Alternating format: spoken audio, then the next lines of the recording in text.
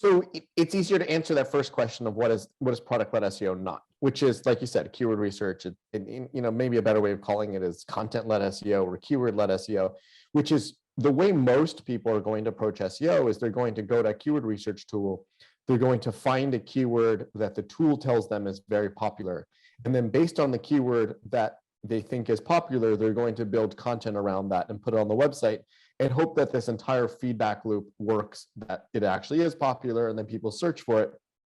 The part that's missing, of course, is you can't control any of the other variables. So say you find that popular keyword and you write that content about that popular keyword, you can't control whether you're going to show up on Google at all. You can't control whether people are going to search that keyword and click on that.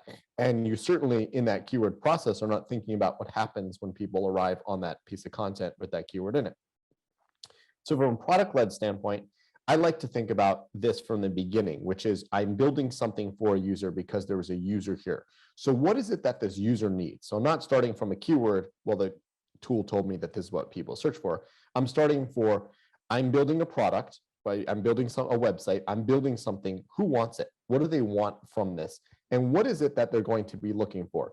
And based on that, that is the way I'll develop my SEO strategy, which is, are they looking for a video? Then I need to have a video. Are they looking for a glossary? Then I need to build a glossary. Are they looking for a 2,000 word blog post? Then that's what I need. We're really starting that from the top. And I like to really think about this even bigger. And that's, where I do most of my consulting.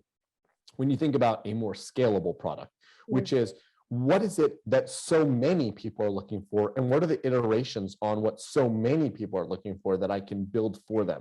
So I don't know if many users in France are aware of Zillow, which is find the real estate the most popular real estate website in the United States, but they are of course familiar with TripAdvisor. So TripAdvisor is a great example of product-led SEO, because the way they approached SEO isn't, well, a lot of people search for the Ritz-Carlton in Paris. So that is a keyword. I'm going to put the Ritz-Carlton in Paris in a piece of content, and I'm going to build links for the Ritz-Carlton in Paris. Instead, the way TripAdvisor approached their SEO is, a lot of people search for hotels. Mm-hmm. What do they look for when they search for hotels? Well, they look for the names of hotels within cities. They look for characteristics of hotels within cities, say luxury hotel or family hotel. How do we structure our entire website that it can go after all those tens of thousands of keywords? And even better, in all the languages and in all the countries, and so on and so on. They didn't really, until the end, of course, stop to think about, where am I ranking on Google or whatever search engine for Ritz-Carlton in Paris? It's really, how do I be visible for every hotel in every city, for every kind of hotel, for every variation?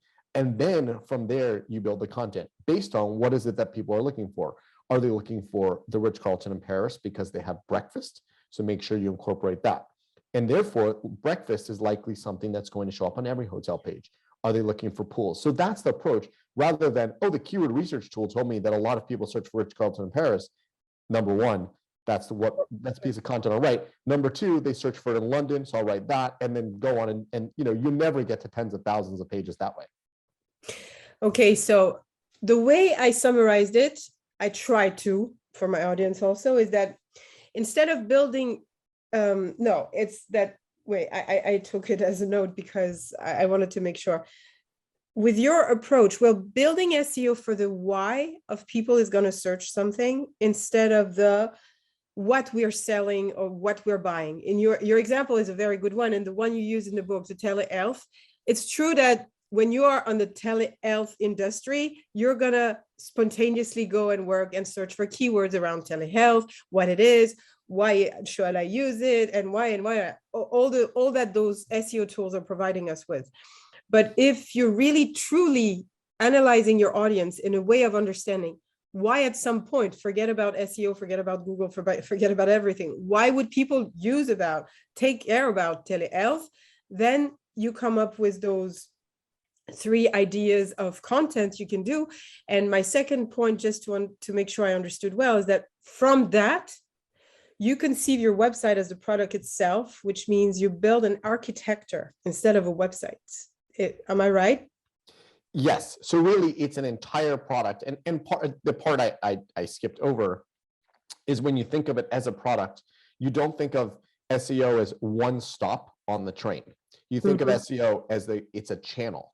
So what is it that the people from this channel want? So what kind of website do I need? That's the product. What does it look like? That's the product. Who builds it? Those are the product managers and engineers. So really thinking about as, again, not, oh, I've created something already. How do I paint SEO on top of it? It's really, if the goal is for people to find this from a search engine, how do you build the best thing for the people finding it from a search engine? If we want to make it actionable for people, do we have, for example, no matter which industry we're working on, to think of what will scale at some point and will be scaled by the user themselves and not by me? Well, that's a great question. For that, I would say there are many websites and many products and many services in the world that do not need SEO. Because when you start thinking about the why is someone looking for this? If you can't answer that question, then why would you invest in SEO?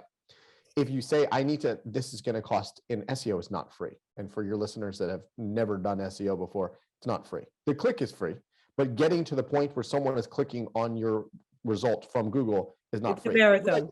You might get lucky. You might have a tweet that you posted on Twitter for free and it drives a lot of traffic. That's luck. But building this into a scalable, repeatable, predictable channel is not free.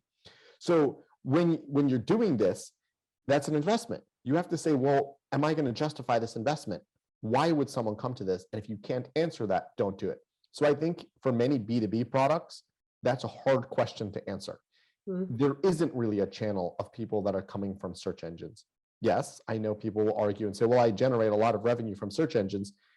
In many cases, it's not attributable. It's not provable that the search engine click mattered, that investing that money into the search engine channel mattered.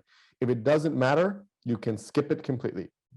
If something is very innovative, which means that it's great, it's very useful, but no one looks for it. Say, I think we just came out with the iPhone 14. Creating content around iPhone 17, which does not exist yet, you can rank #1 on iPhone 17 because it does not exist. It may never exist, but there's no demand for it. So if you've done something similar, if you created an innovation and no one is looking for it, that's not a channel. This is not what you would use to drive revenue from this channel. If you want to create demand, you use paid traffic. If you want to capture demand, maybe that's when you can use SEO.